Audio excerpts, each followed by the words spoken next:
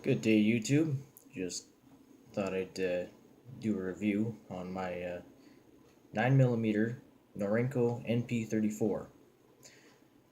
Now, the NP34 was based on the exact same design of the SIG 229. Now, of course, this is a 9mm. I did a little bit of the gold etching on there myself. Just thought you would give it a little bit of a classier look, but it didn't fare as well as I thought it would.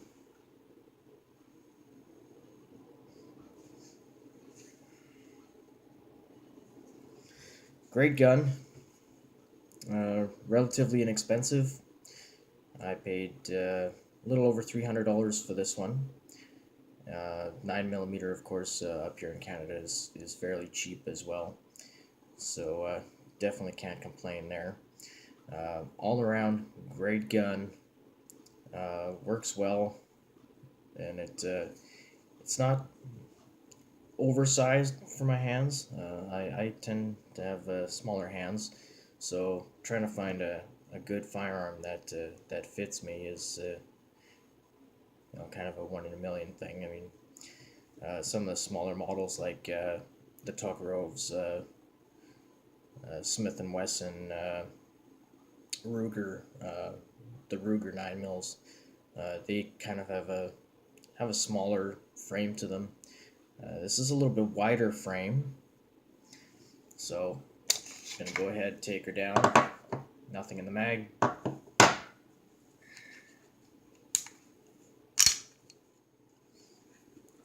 can see nothing in the chamber.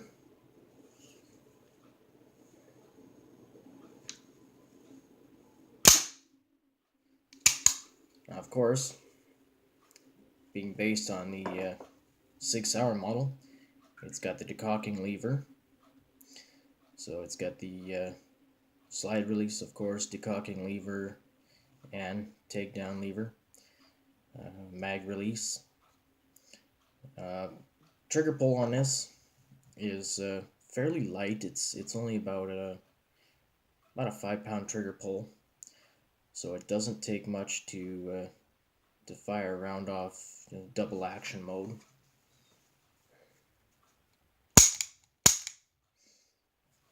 And single action is even lighter. So I'm going to go ahead and take this down. Lock the slide back into position. Tilt the takedown lever. And slide forward. So here we have the inside of the frame. Now this does need a good cleaning. I haven't cleaned it since the last time I used it. So there's the frame, nice and light. I find it's actually a little bit lighter than my CZ I used to have. I had another 9mm CZ75B Omega style. Great gun. It was actually a little bit nicer than this one, but the problem is with those CZs is they don't have any integrated rails on them, so it's very difficult to try and get some accessories for them. So when I got this one, what basically sold me on it is right there. It's got the integrated rail under the barrel, and that's good for just about anything. If you want laser sights or flashlights, that sort of thing. You can also get, unfortunately I can't here in Canada, now I've called all over Canada to various manufacturers, weapon dealers, and I cannot get a lot of accessories for this gun. Most businesses that do deal in firearms accessories and firearms, they say they haven't got much for business in the way of accessories. So it's very difficult to try and find accessories for any sort of sidearm in Canada, which is kind of a pain in the ass. And I've called all over Canada trying to get accessories for these.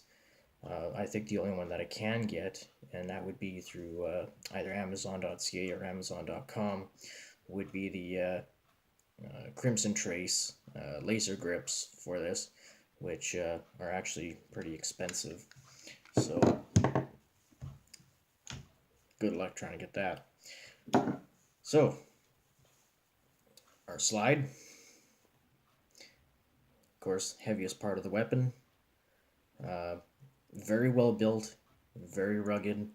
Now these guns have been known to take a lot of abuse, and I'm sure they absolutely will. I haven't done a torture test or anything on this firearm, but I'm going to go ahead and take this down. There's our recoil spring and recoil spring guide. The guide comes right out. Now this is the first firearm I've ever seen that has a braided spring. Not even my CZ had that. I actually had a Beretta before that one as well, and my Beretta didn't even have the braided recoil spring. So to actually see this in a sidearm is definitely a first for me. The rest of the slide. Slide the barrel forward, slide it out, done. So there's the barrel. Very simple. You can see the rifling in there. Hopefully the camera can pick that up well enough. You can probably see it needs a little bit of a clean, but you know, no big deal. I'll be cleaning that later. Hollowed out slide.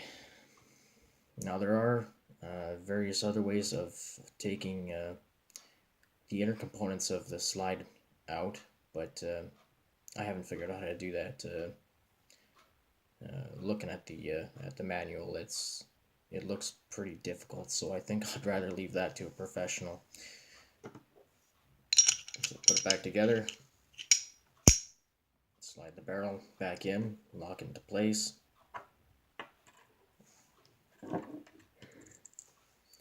And the recoil spring guide. It can be a bit of a pain in the ass to put in, but once you actually figure it out, it's not so bad. There we go. Our slide is now back together. Slide this back onto the rail.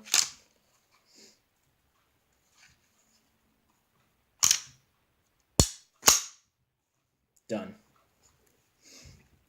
Doesn't take long at all to take it apart, clean it. I usually do a very in-depth cleaning, so it can take me about an hour, sometimes two, to really get it cleaned up. So just to make sure that this is in perfect firing condition, wrap the slide a few times, make sure all the controls are working, hit the decocker on this side. So perfect. Great starter gun. Excellent starter gun. For those who are thinking of maybe getting their first firearm, their first sidearm in Canada with the restricted license, I would definitely suggest the Norinco NP34. Yeah, it's basically a SIG without the SIG price. The anywhere between the I believe it's a 226, 228, 229, 226 X5. Some of those can get very pricey. I've seen especially the X5s get over $1,500 to $1,700, so they can be very expensive. Most SIGs are over $1,000. $350 gets you a good firearm, a good working firearm, and it's just as reliable, just as durable as a 6 Sauer.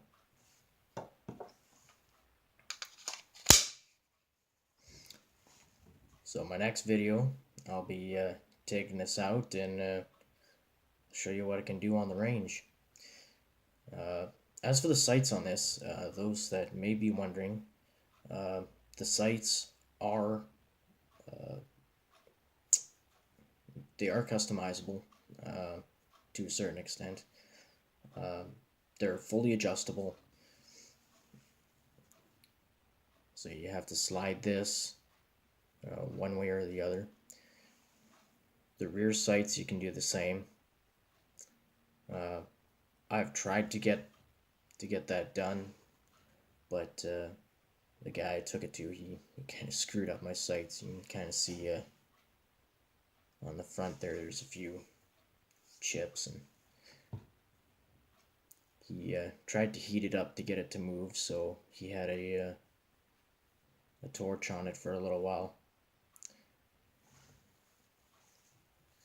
But he kind of screwed up the finish on it, which I'm not too happy with. But I paid him for the service anyways, which he should be happy I even did, because I shouldn't have.